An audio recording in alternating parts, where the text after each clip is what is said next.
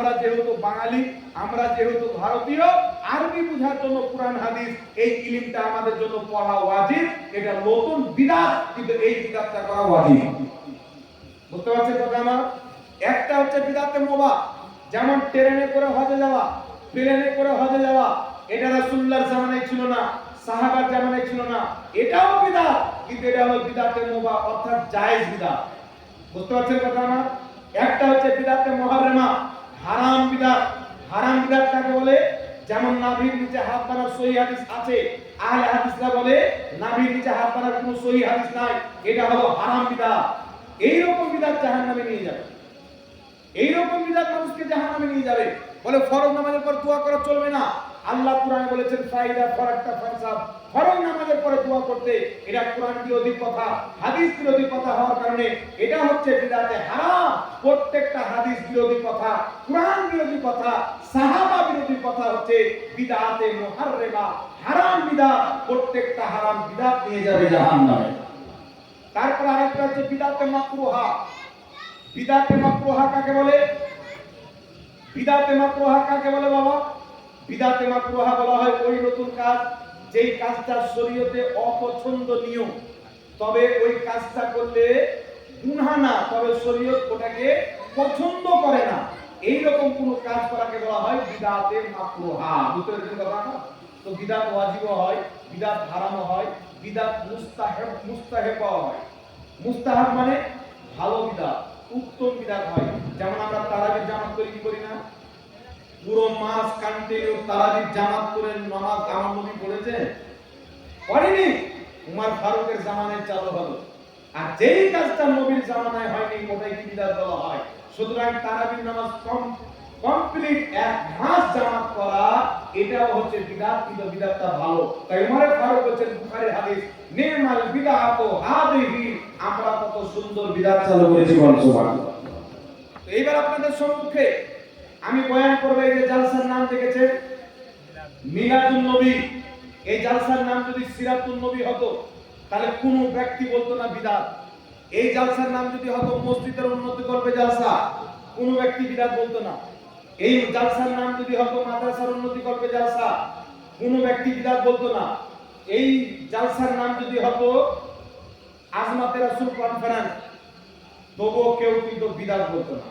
আমার সাথে গত মিলাদুন নবীর মাসে, রবিউল আউয়ালের মাসে ফোনে একটা মুনাজারা হয়েছিল হোয়াটসঅ্যাপের মাধ্যমে। আমাকে বলেছে মিলাদুন নবী, নবী দিবস পালন করা কোন হাদিসে আছে? নবী দিবসে কোন মাহফিল করা বিদআত? আমি বললাম একটি তাকে ইস্তিহার পাঠালাম, হেমলেট পাঠালাম, ঢাকাতে আহলে হাদিসদের একটা সালাফি কনফারেন্স, আর একটা আপনার ভারতে জায়গাটার নাম হচ্ছে বানারসের মাটিতে একটা হচ্ছে আহলে হাদিস কনফারেন্স। দুটোই হেমলেট আমার কাছে মোবাইলে ছিল। আমি ওই দুটো হেমলেট পাঠালাম আর বললাম সালাফি কনফারেন্স কোন হাদিসে আছে, আহলে হাদিস কনফারেন্স কোন হাদিসে আছে। তোমাকে আমার বেঁচে থাকা অবধি চ্যালেঞ্জ হলো সালাফি কনফারেন্স তোমাদের মুরব্বিরা শেখরা করে, তারপরে চলে আসে আহলে হাদিস কনফারেন্স তোমাদের শেখরা করে। যেই হাদিসে তুমি সালাফি কনফারেন্স দেখাবে, আহলে হাদিস কনফারেন্স দেখাবে, ওই হাদিসে নবী দিবস কনফারেন্স দেখাবো। হিম্মত আছে দেখাতে পারবে? তাহলে নিজের বেলা আরাম, অন্য বেলা হারাম। বুঝতে পারছেন? তাহলে কেউ যদি আপনাকে বলে নবী দিবস মাহফিল করা বিদআত, তবে বলবে বেটা তোমাদের নবী সালাফি কনফারেন্স করার কোন হাদিস আছে? তাফসীরুল কোরআন মাহফিল কোন হাদিস আছে? একটা হাদিস দেখাও। কোন একজন সাহাবা আমার নবী তাফসীরুল কোরআন মাহফিলের নাম দিয়ে মাহফিল করেছেন, একটা হাদিস কিয়ামত পর্যন্ত কেউ দেখাতে পারবে না এরকম হাদিস। তাহলে ওটা কেন বিদআত বলো না? একটা কথা কি তোমাদের ব্রেনের মধ্যে গোবর ভরে দেওয়া হয়েছে, ওয়াশ করে দেওয়া হয়েছে, নবীর বিদ্বেষ, নবীর গুস্তাখ তোমাদের ব্রেনের মধ্যে ভরে দেওয়া হয়েছে। নবীর মিলাদের কথা শুনলে তোমাদের পেটে ব্যথা হয়েছে। আর সিরাতুন নবী তো পরে আসলো, মিলাদুন নবী তো আগে এসেছে। নবীর জন্ম আগে, সিরাত পরে। একটা বাচ্চা যদি জন্ম না হয় তার চরিত্র কেমন, তার ব্যবহার কেমন, এই নিয়ে আলোচনা করা মূর্খাম ছাড়া কিছু হতে পারে না। আগে জন্ম হবে, পরে চরিত্র হবে। সিরাত পরে, নবীর মিলাদ আগে।